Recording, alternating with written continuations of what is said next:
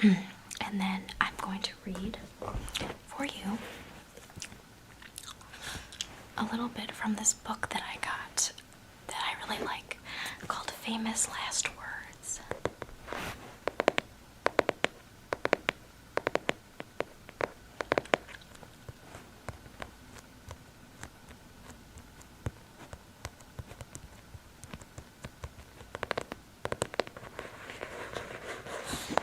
I'd like to do it like a tapping sounds video soon.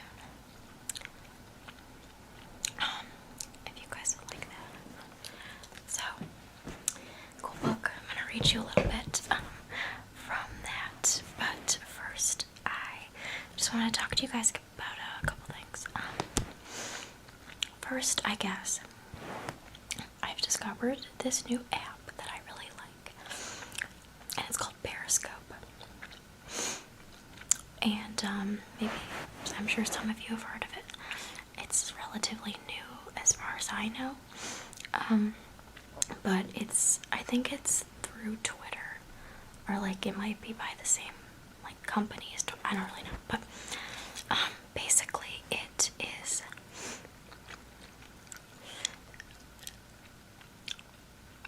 like you can make live broadcasts.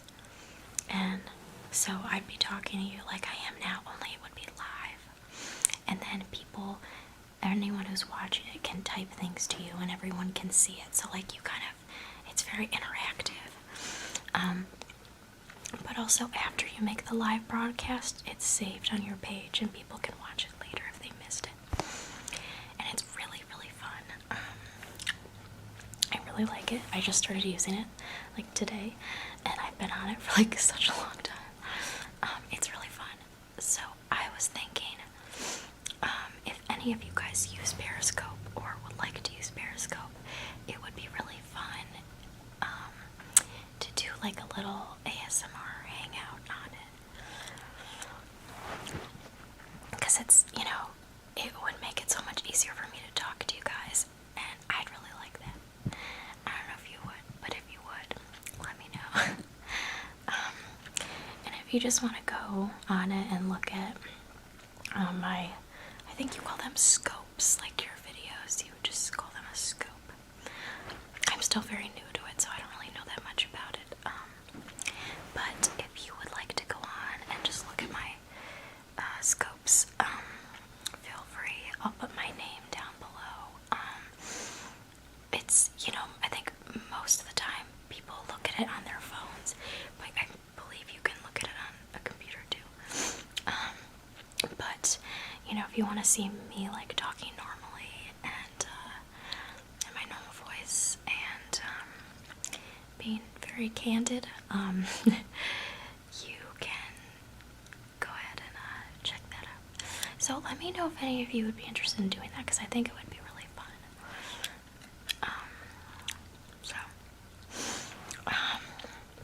What else? Oh, one more thing. So, I've been thinking a lot, and I'm interested to know what the feeling is from all of you guys about gum chewing, because I know that some people don't like it, but I also know that a lot of people who watch my channel do like it, because I do it in like every video. Personally, I love it. It's one of my favorite triggers. That's why I do it. But I've been thinking that I'm torn, because I don't want to discourage people who normally maybe would like to watch my videos but who don't like gum chewing.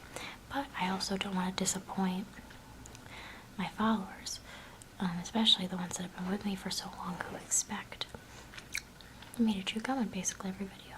And I don't blame them, because I do it in like every video. So, I'm just kind of thinking about that, like, how many people, I wonder, are totally turned off by it, who would otherwise like to watch my videos.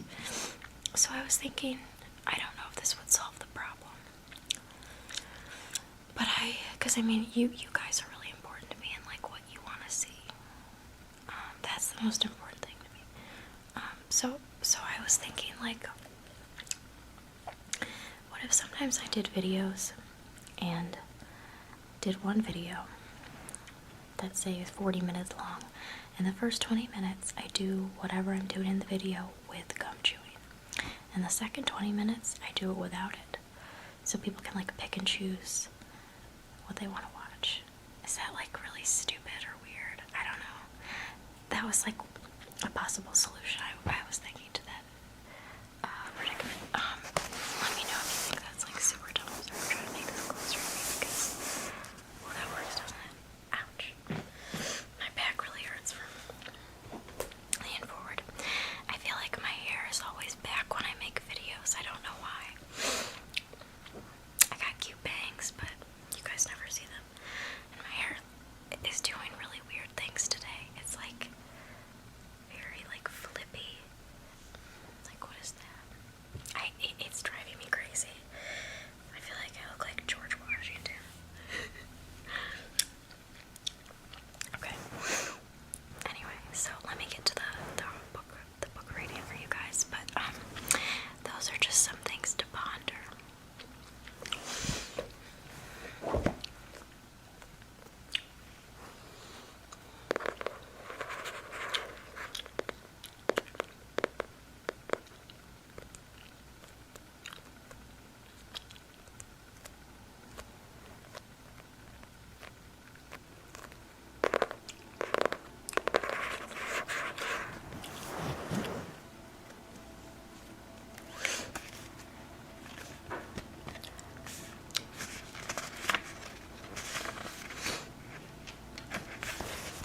I'll read you guys the introduction first, okay? Sorry, I'm trying to bring this even closer. I kind of have it on my couch because I like to be in front of my window because the light is good. But it kind of makes me have to lean forward, so it hurts my back. I'm sorry, there's a motorcycle. I don't know if you can hear that. But yeah, if I do that, it tilts a little bit. That's no good. Ouch.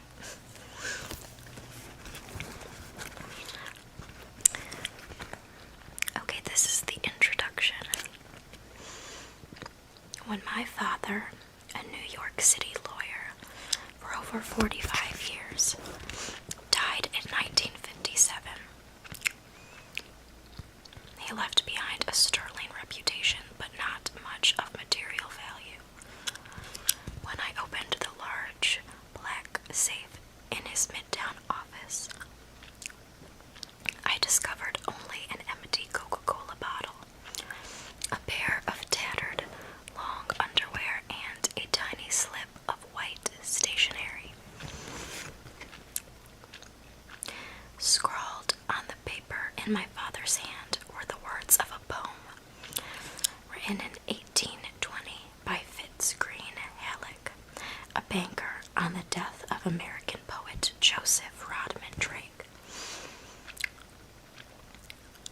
I'm sorry if this is a little morbid for you guys. Green be the turf above thee, friend of my better days. None knew thee but to love thee, none knew thee but to praise. Do you guys like book sounds?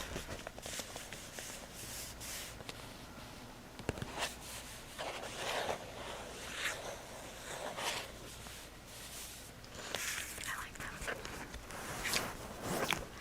For many years, I carried Halleck's tribute to his friend in my wallet. I discovered only later that it was in Bartlett's familiar quotations. I never judged my father to be such a sentimental fellow. Yes, he devoured Shakespeare and had a lifelong passion for Columbia University football games and books about snakes, but for him, to have cherished these 4 lines of poetry was another matter.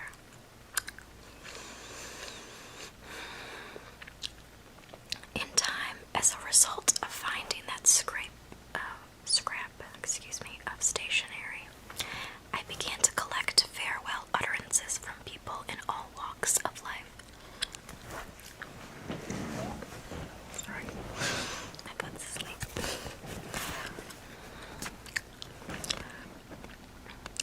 became a pleasant obsession, although some consider it a morbid pastime. I dipped into new and old biographies, especially the final chapters where, inevitably, the subject would say something memorable or forgettable while reposing on his deathbed. I scoured newspaper agony columns, Sherlock Holmes phrase to describe obituary notices in the London Times, and I listened eagerly to anecdotes, told by friends and acquaintances. Along the way, lawyer Clarence Darrow's, I don't know this word, Schadenfreude, provided unintended encouragement. I have never killed anybody, but I have read many obituaries with delight. In the course of my research, it became clear that most of us have an interest not only in death, but in how we confront our last moments on earth. If, of course, we are sufficiently prescient to believe we are taking our last breaths. The subject is a grave one. Yet I learned quickly that not all dying people treat the matter with gravity. In fact, this book contains a fair number of excellent one-liners. Besides the funny, though, you'll also find the mawkish, the panicky, the sad, mean, poignant. I can never say that word right. Poignant. It just never feels right when I say it. Outrageous and occasionally the incomprehensible. The beauty of some of these last words is that they may open a window through which we feel we can catch a glimpse, if only for a moment, of the entire life that preceded it.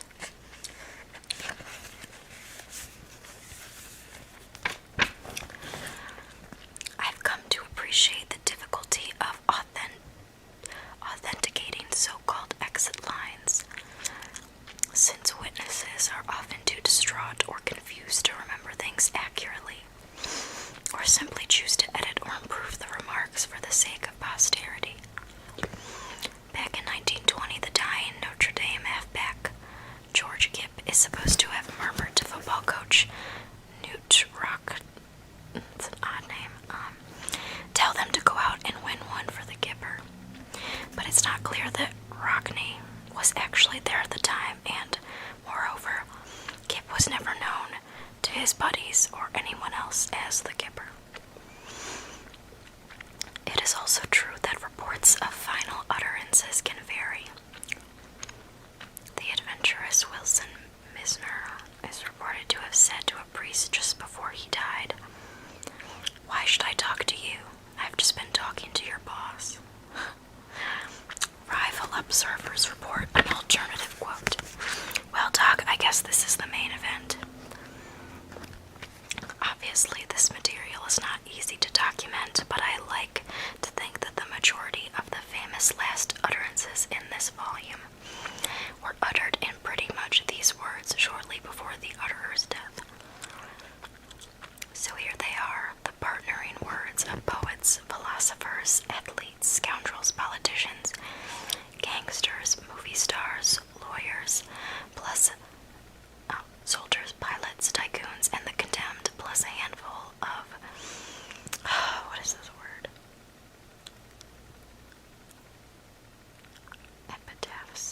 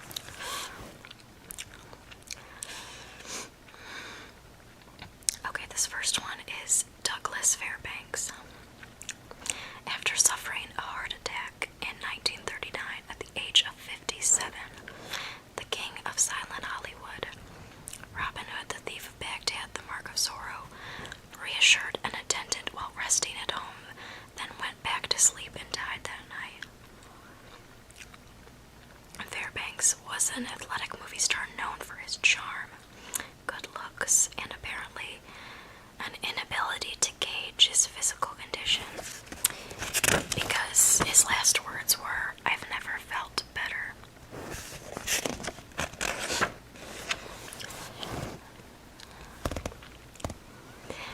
John Maynard Keynes.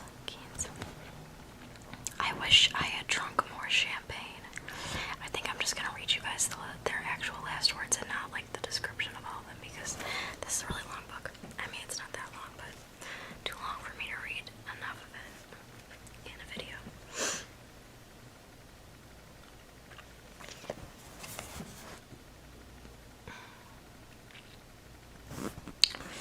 John Maynard Keynes said, "I wish I had drunk more champagne."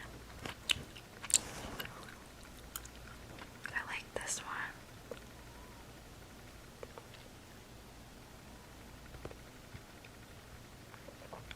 I'll read you guys a little bit of this one's description. This one is Thomas Edison. It says, near death in 1931, his second wife, Mina, asked him if he was suffering. No, Edison replied, just waiting. Then he looked out his bedroom window and uttered his last words. It's very beautiful over there. I like that.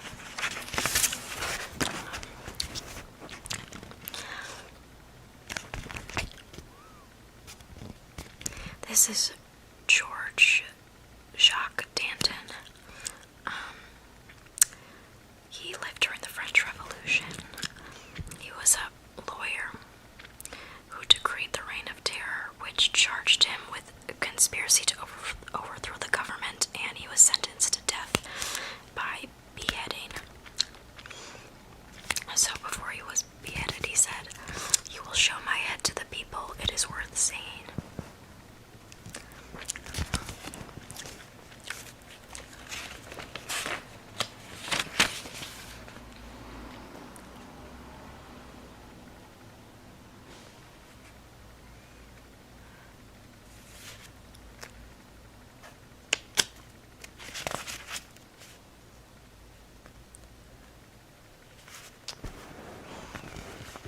This one's Amelia Earhart. I'll read you her little description because I think she's awesome. Earhart knew as a teenager that she wanted to fly, and fly she did, setting dozens of records for both women and aviators of either sex. While attempting to circle the globe at the equator in 1937, she disappeared in the Central Pacific and was never heard from again. Theories about her fate have ranged from her being sent to spy on the Japanese to becoming a South Pacific fisherman. Before taking off for the last time, she wrote this farewell letter to her husband, publisher G.P. Putnam. It says, "Please know that I am quite aware of the hazards. I want to do it because I want to do it. Women must try to do things as men have tried. When they fail, their failure must be but a challenge to others." That's nice. She was so cool. Hi guys, sorry I had to do a little bit of a readjustment because I had to plug my camera in. I like this camera a lot, but the battery isn't so wonderful, which is okay. But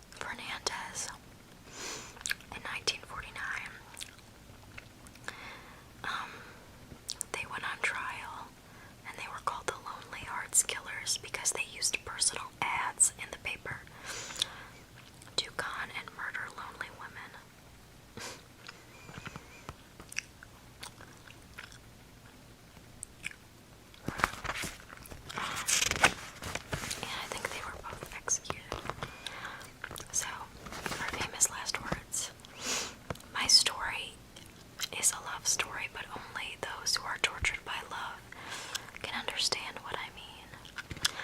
I was pictured as a fat, unfeeling woman. True, I am fat. But if that is a crime, how many of my sex are guilty? I am not unfeeling, stupid, or moronic. My last words and my last thoughts are, let him who is without sin cast the first stone.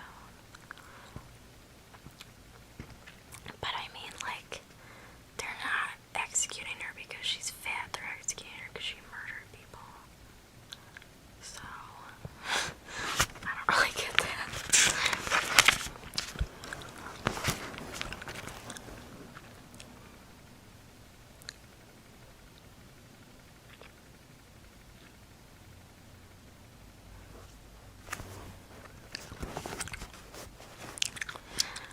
Lady Astor, I'm not sure who that is, a wealthy socialist and first female member of the British House of Commons, awoke to find herself surrounded by her entire family.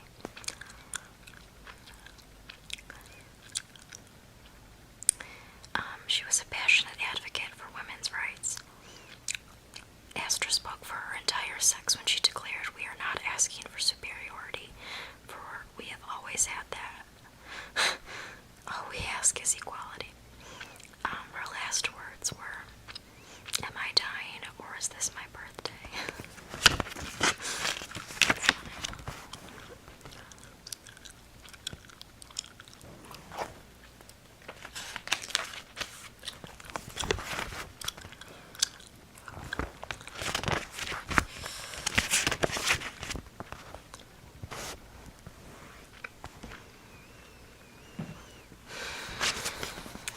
Okay, this is Sigmund Freud.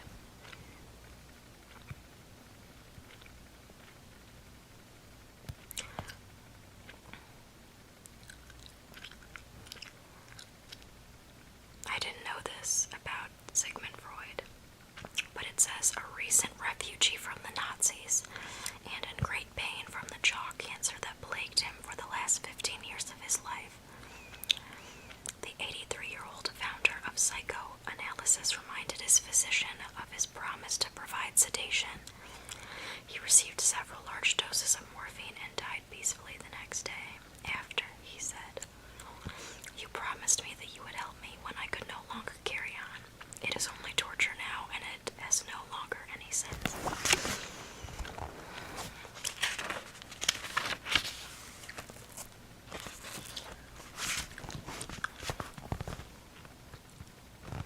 I like this one.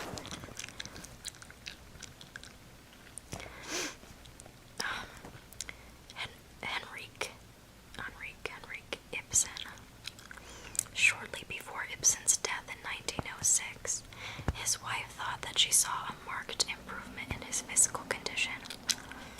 "See," she exulted, "you will be quite well again." Whereupon Ibsen sat up in bed and objected. And he said, "On the contrary." And then he died.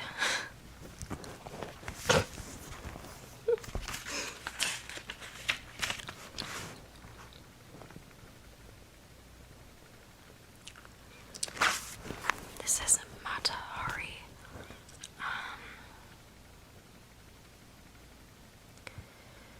The Dutch wife and mother turned exotic dancer turned spy.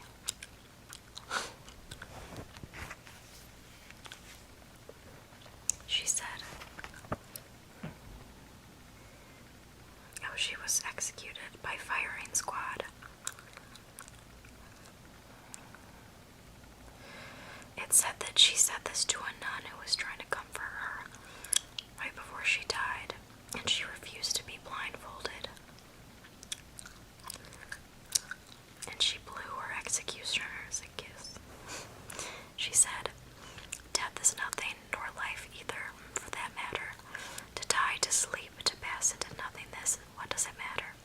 Everything is an illusion."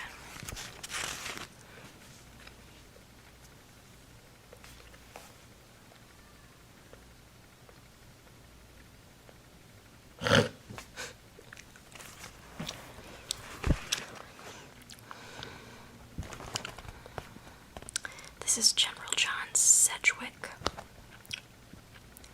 He was a general,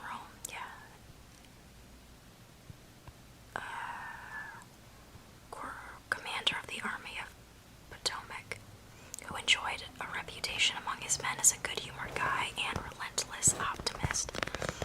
At the Battle of the Wilderness, while other men were diving for cover from Confederate sharpshooters, Sedgwick scoffed at the danger, stood up, and said they couldn't hit an elephant at this dist, and then he got shot in the face.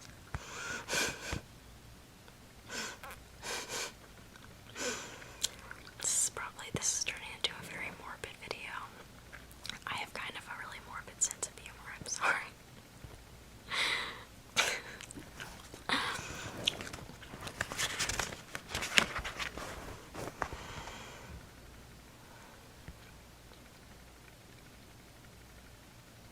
Oh, this is sweet. It says, this is Ida Strauss. Refusing the lifeboat offered to her, Ida Strauss chose to stay aboard the sinking Titanic with her husband, Isidore, the New York department store magnate and philanthropist. They both died on the Titanic in April of 1912. And she said, "We have been together for 40 years and we will not separate now." That's sweet.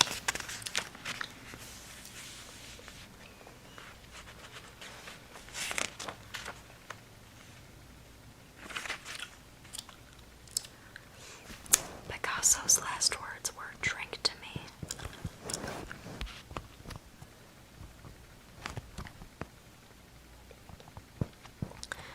Edgar Degas was a painter and a sculptor, and when asked what he wanted to be said in his eulogy, he just said, "Tell them that I loved to draw, then go home."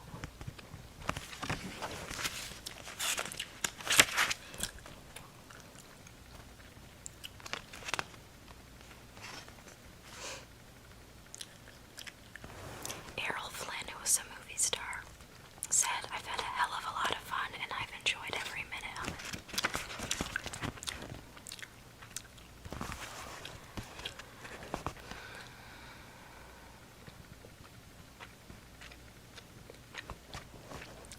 Fred Harvey, who ran a restaurant, paid his sons one of the least sentimental goodbyes in history.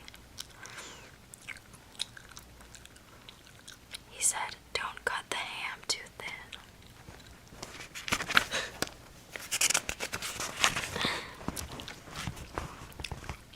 Maud Adams said, "Life is still full of joy. Thumbs up for joy and adventure."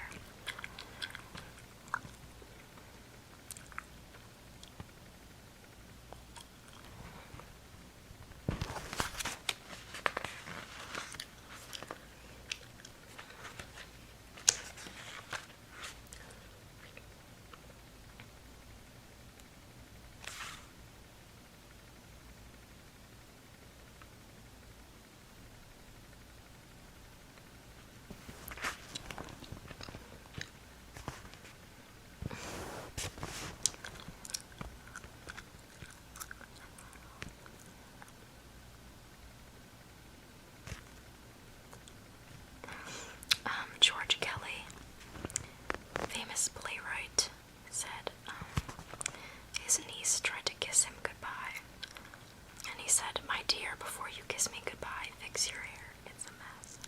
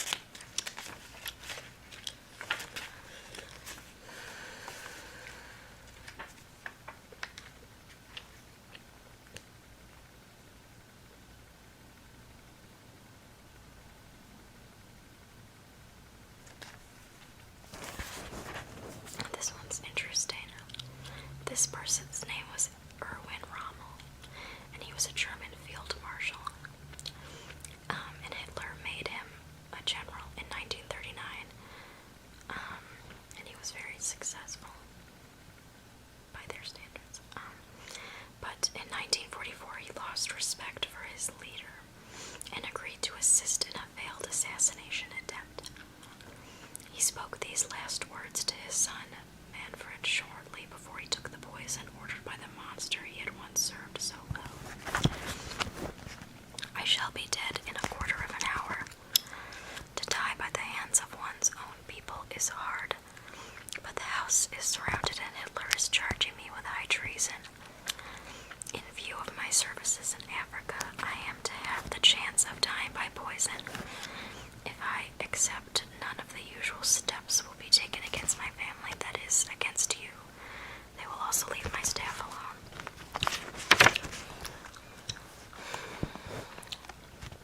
I like this. Seattle Slew.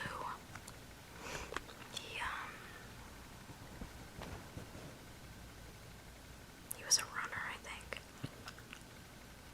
It just says he was his racing career. I don't know what that means.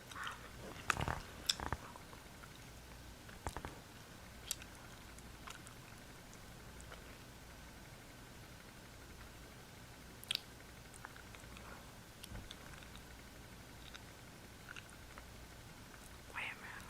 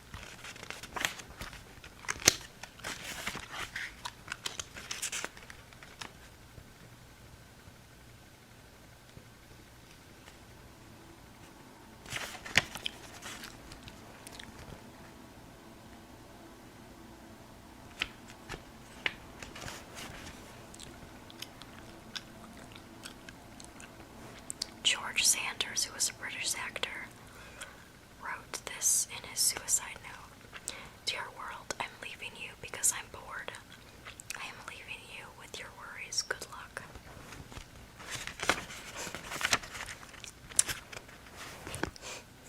Beethoven said, I shall hear in heaven.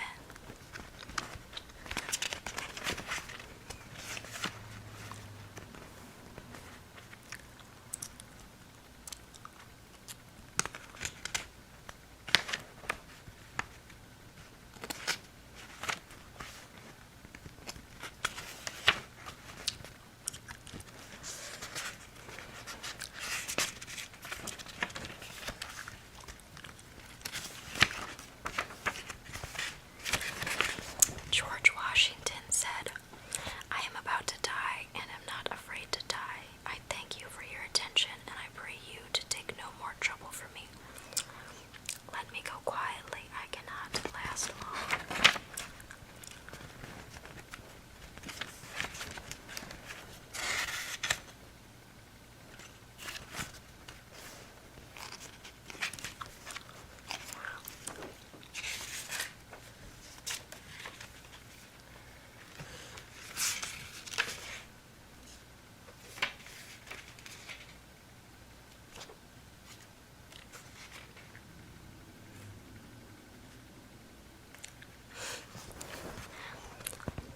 A dying Spanish general named Ramon Maria Narvaez.